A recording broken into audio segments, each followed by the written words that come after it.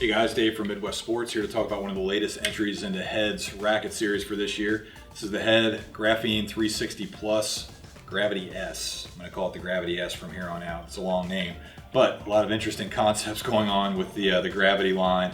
The first thing you see right away is the visual, kind of a unique two-tone visual going on, teal and red, very cool.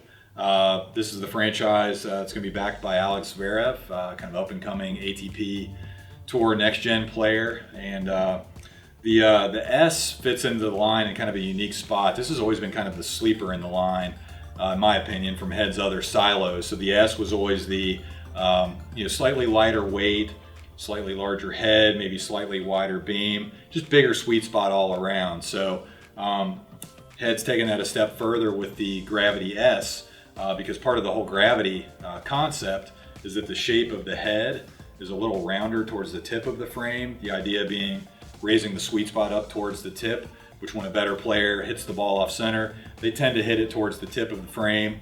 Again, the Gravity's geared towards that intermediate to advanced player. The S is probably a little more user-friendly than some of the other models in the line, but that being said, the shape of the head is slightly more round on this one as well. Head also continues the use of Graphene 360, which is a material they put at the 3 and 9, and then 12 o'clock positions, as well as in the throat. The idea being that just helps stabilize the frame on off-center hits. They've also introduced in the 360 Plus version of the Graphene is spiral fiber. So spiral fiber is a material that's incorporated into the shoulders of the frame. Actually gives the frame a little bit more flex, just a really nice crisp feel. I would say it's kind of like a cupping effect. So like when you hit the ball, it really feels like the ball dwells on the string bed. Feel like you have a little more control, even though it might be a split second. There's something to be said for that, especially with how hard and fast people swing these days.